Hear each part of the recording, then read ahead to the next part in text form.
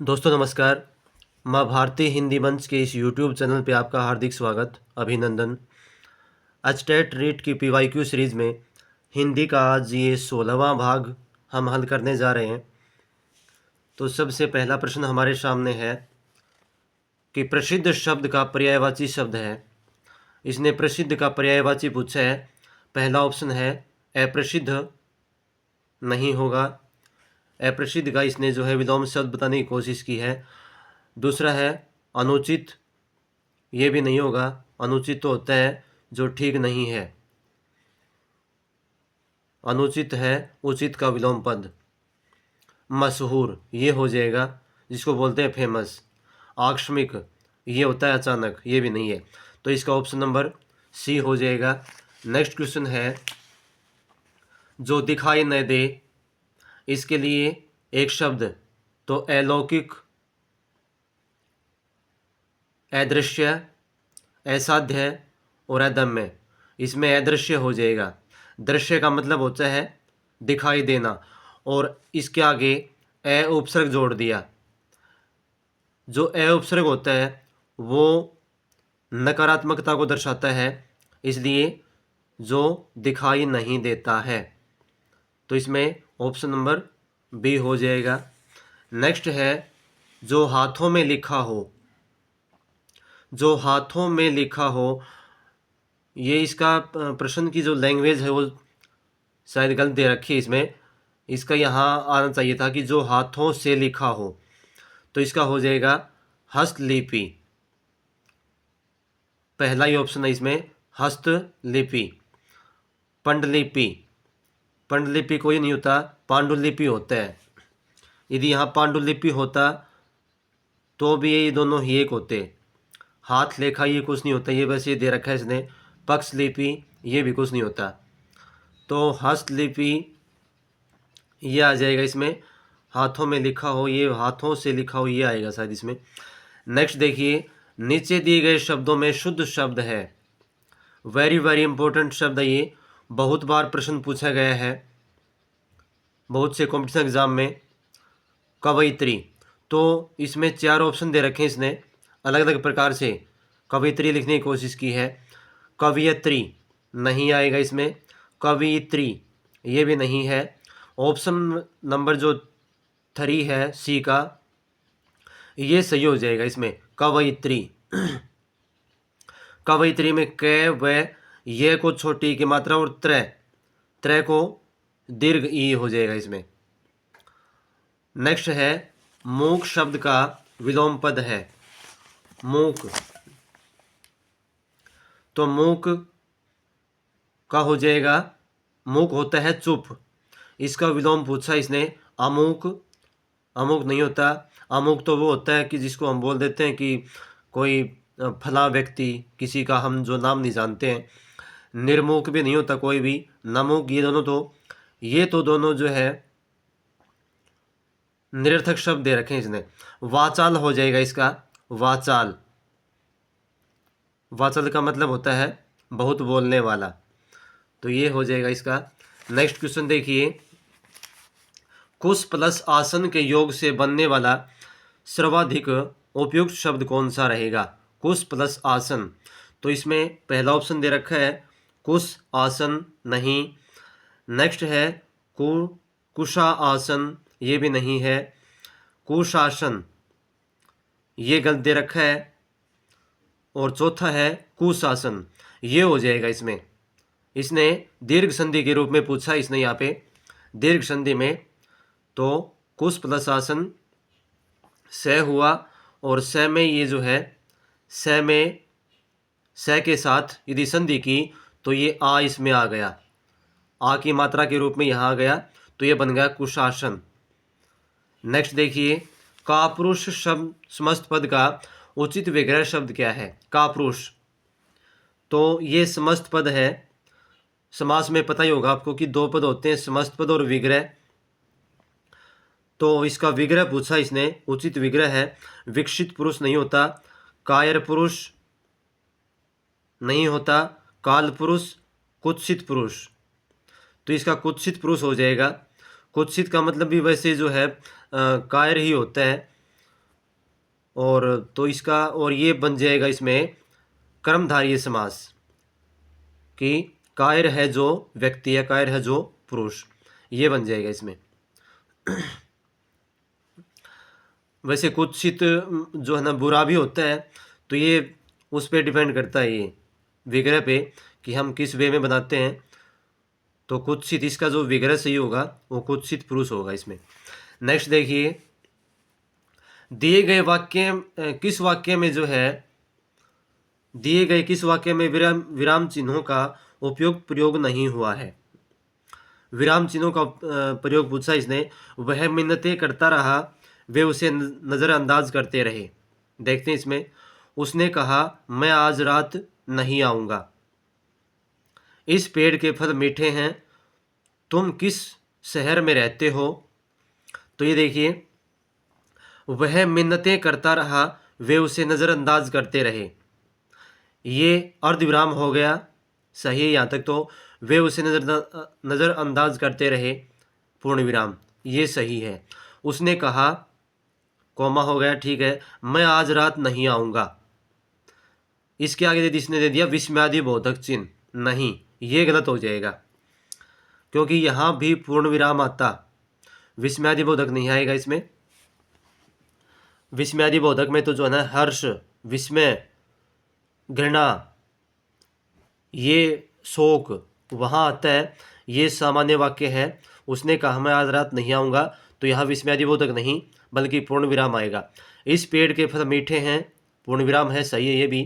तुम किस शहर में रहते हो, यहाँ प्रश्न पूछा है, तो इसके आगे प्रश्नवाचक चिन्ह दे दिया, ये भी सही है। तो इसका ऑप्शन नंबर 2 हो जाएगा, इसमें सही प्रयोग नहीं हुआ इसका। नेक्स्ट है मुहावरा पूछा इसने कि सहायता बंद करना के लिए उपयुक्त मुहावरा है। सहायता बंद करना, हाथ खींचना, आँच न आने देना, आनाकानी करना, मैदान छोड़कर भागना। तो इसमें पहला ही ऑप्शन सही हो जाएगा, हाथ खींचना का मतलब सहायता बंद करना। आँच न आने देना का तो मतलब होता है बिल्कुल भी कष्ट न होने देना। आनाकानी करना ये होता है, इसका हो जाएगा टाल मटोल करना। मैदान छोड़कर भागना, ये जैसे कायर होना, कायर व्यक्ति, तो ये इसमें पहला ही ऑप्शन हो जाएगा, हाथ खींचना। नेक्स्ट क्वेश्चन देखिए, दिनकर शब्द का सर्वाधिक उपयुक्त पर्यायवाची शब्द है। दिनकर, तो दिनकर सूर्य, सूर्य ही होता है दिनकर का। अंबर तो क्या हो जाएगा, अंबर आकाश हो जाएगा। शशिधर, शशिधर ये हो जाएगा किसका पर्यायवाची, शशि चंद्रमा, धर धारण करने वाला, चंद्रमा को धारण करने वाला है जो कौन, शिव। नारायण, ये जो नारायण जो विष्णु का पर्यायवाची हो जाएगा, ये यहाँ पे। तो इसमें जो है सूर्य, दिनकर का सबसे अधिक जो है सूर्य हो जाएगा। नेक्स्ट देखिए, नेक्स्ट क्वेश्चन हमारे पास मे का तत्सम शब्द है में। तो में, मई, मध्य, मम और मैं, तो इसका जो है इसका मई हो जाएगा, मई में। लेकिन ये मई यहाँ ई नहीं आएगा, यहाँ इसमें आंसर उसने ऑप्शन गलत दे रखा है, मैं और ये को छोटी ई की मात्रा, ये हो जाएगा इसमें मई। मध्य तो बीच का होता है, मम मेरा होता है, मैं ये भी नहीं आएगा इसमें, मई ये हो जाएगा मई। नेक्स्ट देखिए, वृतनी की दृष्टि से कौन सा शब्द अशुद्ध, कौन सा शब्द शुद्ध नहीं है। शुद्ध पूछा इसने कि शुद्ध कौन सा नहीं है, तो कौन सा नहीं है देखिए इसमें, क्षुद्र ये सही है, दुर्गंध ये भी सही है, स्तुति, स्तुति ये गलत है भाई। स्तुति में तय को मात्रा छोटी हो जाएगी, तय को छोटी की मात्रा हो जाएगी, इसमें बड़ी नहीं आएगी। सृष्टि भी सही है, सृष्टि। नेक्स्ट क्वेश्चन है, निम्न उक्त में कौन सा अनुप्रास अलंकार का एक भेद नहीं है। अनुप्रास अलंकार का भेद, तो समासोक्ति, ये समासोक्ति नहीं होता, समासोक्ति अनुप्रास ये भेद नहीं है भाई इसका। छः का अनुप्रास होता है, अंत्यानुप्रास होता है, श्रुत्यानुप्रास होता है, एक उसका भेद होता है अंत्यारंभ अनुप्रास। तो ये जो है सभी इसके अनुप्रास के भेद हैं। समासोक्ति ये नहीं होता इसका। नेक्स्ट देखिए, प्रागैतिहासिक शब्द के लिए सबसे अधिक उपयुक्त वाक्यांश है प्रागैतिहासिक। तो इसका हो जाएगा प्राचीन इतिहास से संबंधित, ज्ञात इतिहास से पहले से संबंधित, आधुनिक इतिहास से संबंधित, मध्यकालीन इतिहास से संबंधित। तो प्राग का मतलब होता है पहले। यहाँ संधि की हुई इसने, क्या बनेगी इसकी संधि विच्छेद, प्राक क हदंत हो जाएगा प्लस ऐतिहासिक, ये इसकी संधि विच्छेद बनेगी प्रागैतिहासिक। तो प्राग का मतलब पुराना होता है, प्राचीन होता है, तो प्राचीन इतिहास से संबंधित, इसका ऑप्शन नंबर पहला हो जाएगा। नेक्स्ट क्वेश्चन देखें, इत प्रत्यय से बनने वाला सर्वाधिक उपयुक्त शब्द कौन सा है? इत। तो तात्कालिक, तात्कालिक में तो इक प्रत्यय है इसमें और नहीं बनेगा। पांडित्य, पांडित्य में तो यह प्रत्यय हो गया। और अभिषिक्त, अभिषिक्त में भी नहीं है, इसमें भी इक्त प्रत्यय है इसमें। फलित, इसमें बन जाएगा ऑप्शन नंबर 4 में फल प्लस इत प्रत्यय, तो फलित ये हो जाएगा इसमें। नेक्स्ट क्वेश्चन देखिए, नेक्स्ट क्वेश्चन हमारे पास, चंद्र शब्द का पर्यायवाची नहीं है चंद्र का। तो चंद्रमा का पर्यायवाची राकेश है, राका प्लस ईस, राका होती है चांदनी और ये पर्यायवाची है इसका चंद्रमा का। दिनेश, दिनेश नहीं है, दिनेश है किसका पर्यायवाची? दिनेश है सूर्य का। हिमांशु भी चंद्रमा का है, सुधांशु भी चंद्रमा का है। नेक्स्ट देखिए, इतिवृत्त शब्द के लिए उचित वाक्यांश का चयन कीजिए। इतिवृत्त, इतिवृत्त का मतलब होता है इतिहास से संबंधित घटनाएं। तो देखो इसमें क्या होता है, वृत्तांतों का घटनाक्रम देखते हैं, जनसाधारण में प्रचलित धारणाएं, आगे किसी देश अथवा समाज की घटनाओं का क्रमवार ब्यौरा, समाचारों का कालक्रम से ब्यौरा। तो इसमें जो ऑप्शन नंबर 3 है ये हो जाएगा, किसी देश अथवा समाज की घटनाओं का क्रमवार ब्यौरा। ब्यौरा का मतलब उसका वर्णन करना, तो इसमें ऑप्शन नंबर 3 हो जाएगा। इतिहास से संबंधित होता है ये। इतिवृत्त का मतलब इतिहास या कोई ऐसी घटना जो पहले किसी को दर्शाती हो। नेक्स्ट देखिए, निम्नलिखित किस विकल्प में प्रत्यक्ष समस्त पद का सही विग्रह और समास है? तो देखिए इसमें प्रत्यक्ष का समस्त पद है जो है उसका विग्रह पूछा है, विग्रह और समास। तो देखो इसमें तो प्रत्यक्ष बता दूं कि प्रत्यक्ष में अव्ययभाव समास है और इसका विग्रह क्या देखते हैं। अक्षी है जिसके सामने, नहीं द्विगु समास नहीं होगा, ये विग्रह भी गलत है इसका। अक्षी है जो प्रति, नहीं ये भी क्रमधारीय समास बना दिया, नहीं। प्रति और अक्ष ये द्वंद्व बना दिया, ये भी नहीं है। अक्षी के प्रति, अक्षी का मतलब होता है आँख और प्रति प्रति, अक्षी के प्रति ये अव्ययभाव समास है। इसमें प्रति हो गया उपसर्ग, अव्ययभाव समास। प्रत्यक्ष अक्षी के प्रति यानी कि अक्षी आँख की ओर, ये हो जाएगा इसमें अव्ययभाव समास, इसका आंसर हो जाएगा। नेक्स्ट देखिए, जीवन में समय का खालिस्तान समझना आवश्यक है। वाक्य के रिक्त स्थान के लिए वर्तनी की दृष्टि से सही शब्द का चयन कीजिए।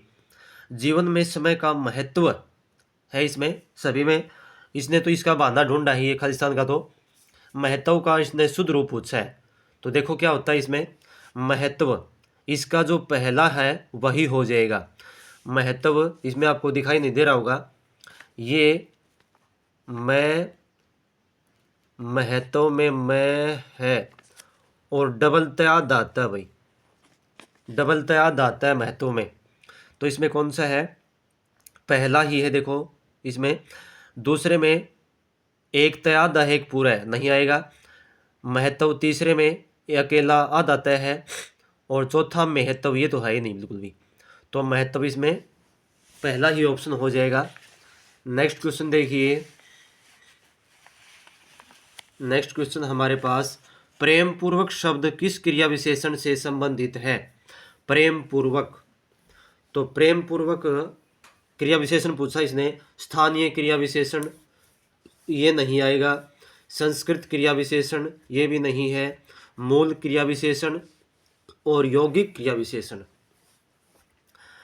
यौगिक क्रिया विशेषण, यौगिक का मतलब होता है दो शब्दों या पदों से मिलकर बना हुआ क्रिया विशेषण। यौगिक का मतलब होता है जोड़ना। देखो योग से बना है, योग, योग का मतलब जोड़, और यौगिक जुड़ा हुआ, आपस में जुड़ा हुआ। तो प्रेम और पूर्वक, इसमें एक शब्द प्रेम है, एक पूर्वक है, इसमें दो शब्दों का योग से जो है ये बना है क्रिया विशेषण। तो यह ये यौगिक क्रिया विशेषण। आगे देखिए, तो इसमें ऑप्शन नंबर 4 हो जाएगा इसमें। नेक्स्ट देखिए, जंगल में मोर नाचा किसने देखा? लोकोक्ति का उचित निहितार्थ क्या है? इसका अर्थ पूछा इसने, जंगल में मोर नाचा किसने देखा? तो देखो पहला है अपनी वस्तु का महत्व न देना, अपनी वस्तु को, पास की वस्तु दिखाई न देना, जंगल में मोर को नाचते समय किसी नहीं देखा, और नेक्स्ट गुण के प्रदर्शन के लिए उचित स्थान का चुनाव आवश्यक है। ये इसका सही ऑप्शन हो जाएगा। कौन सा?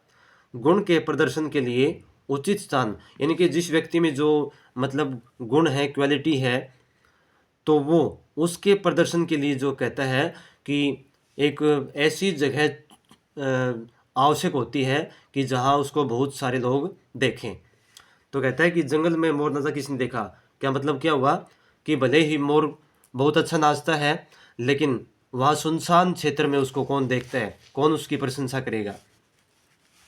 नेक्स्ट देखिए, कौन सा शब्द तत्सम नहीं है? तत्सम पूछा इसने, तो इसमें लोक ये भी जो है तत्सम है, रात, रात भी, हाँ रात तत्सम नहीं है, रात तद्भव है। तो रात का तत्सम हो जाएगा रात्रि, रात्रि इसका तत्सम हो जाएगा, ये तद्भव है। दुग्ध और हानि ये भी तत्सम है, तो इसमें रात हो जाएगा ऑप्शन। ये तत्सम नहीं है, ये तद्भव है।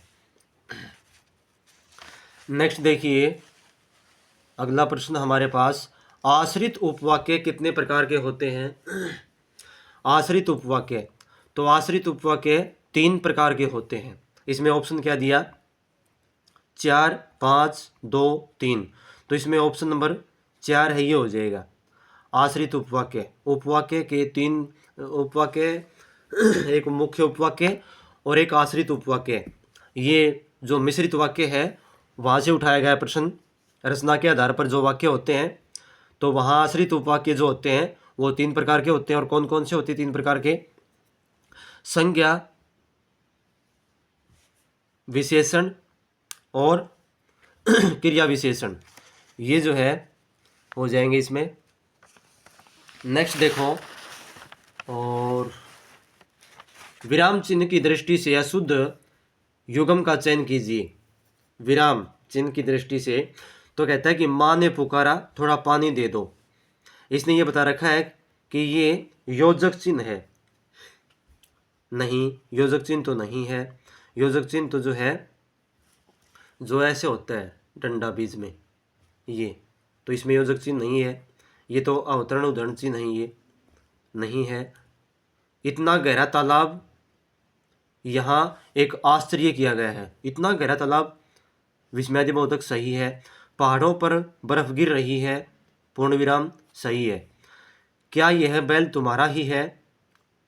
प्रश्नवाचक चिन्ह है, ये भी सही है। तो इसने पूछा है अशुद्ध कौन सा है, तो अशुद्ध पहला ही है इसमें। माँ ने पुकारा थोड़ा पानी दे दो, योजक चिन्ह नहीं, तो ये गलत हो जाएगा इसमें। नेक्स्ट क्वेश्चन देखिए, बेटी विभावरी जागरी, अंबर पनघट में डूबो रही, तारा घट उषा नागरी। इसमें कहता है कि व्यतिरिक अलंकार, यमक अलंकार, मानवीकरण, अन्योक्ति। तो इसमें मानवीकरण अलंकार है, मानवीकरण, क्योंकि उषा नागरी, उषा को इसने जो है एक मतलब पनिहारिन के रूप में बताया है। और मानवीकरण अलंकार कहाँ होता है? जहाँ जड़ प्रकृति की वस्तुओं में मानवीय क्रियाओं और भावनाओं का आरोप कर दिया जाए, कि जैसे लताएं नृत्य कर रही हैं, सरसों हो गई सबसे सयानी।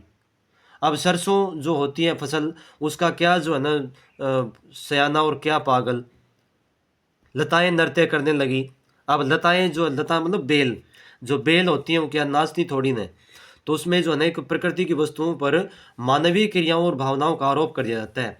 तो इसी प्रकार से जो है उषा क्या होती है? सूर्योदय होने से तुरंत पहले का समय, जहाँ पूर्व दिशा में लालिमा छा जाती है। तो कहता है कि अंबर रूपी पनघट में जो है अपनी मतलब मटकी डुबो रही है, इस प्रकार से। तो ये इसमें मानवीकरण अलंकार हो जाएगा। और यदि रूपक इसमें अलंकार होता रूपक, तो वो भी हो जाता इसमें। कहाँ? अंबर रूपी पनघट में, रूपी आरोप किया गया इसमें भी, तो यहाँ रूपक अलंकार तो है नहीं। यदि होता तो एक और ऑप्शन एक और मिलता कि एक और दो, दोनों, इस प्रकार से। नेक्स्ट क्वेश्चन देखिए, दुर्दशा शब्द निर्मित शब्द है, दुर्दशा शब्द निर्मित है, किससे बना है? इसमें उपसर्ग पूछा है कि दुर्दशा जो है किस उपसर्ग से बना है? तो ये बना है दुर, रे हलंत है हाँ यही हो जाएगा दुर, छोटा द को छोटे ऊ की मात्रा, और रे हलंत। आगे देखते हैं, दो उपसर्ग नहीं, दुहु उपसर्ग ये भी नहीं है, दुर रे पूरा है नहीं। तो इसमें पहला ही जो ऑप्शन है वो हो जाएगा। हालांकि जो है रे जो है विसर्गों से बनता है, लेकिन यहाँ बिल्कुल हमें ये चाहिए बना बनाया। तो दुर उपसर्ग है इसमें, दुर प्लस दशा। नेक्स्ट क्वेश्चन देखो, प्रत्यय की दृष्टि से, ये तो उसका आ गया फिर। हाँ, तो ये प्रश्न थे भाई आज के। तो मिलते हैं जल्द ही नेक्स्ट क्लास में। जो साथी नए जुड़े हुए हैं चैनल को सब्सक्राइब कर लें, और अपने दोस्तों को जो है ना शेयर कर दिया करो भाई, क्योंकि यहाँ फ्री ऑफ कॉस्ट में करवाया जा रहा है। 15 पेपर पीछे हल करवा चुका हूँ। तो यहाँ से जो है ना प्रश्न बहुत सारे बनेंगे, ये उम्मीद, इस उम्मीद के साथ जो है कुछ एक और करवाएंगे पेपर। उसके बाद फिर जो है व्याकरण के कुछ चैप्टर करवाएंगे, जो एचटेट, रीट और दूसरे जो है ना कॉम्पिटिशन एग्ज़ाम में जो आते हैं वो। तो आज के लिए इतना ही। धन्यवाद। जय हिंद, जय भारत।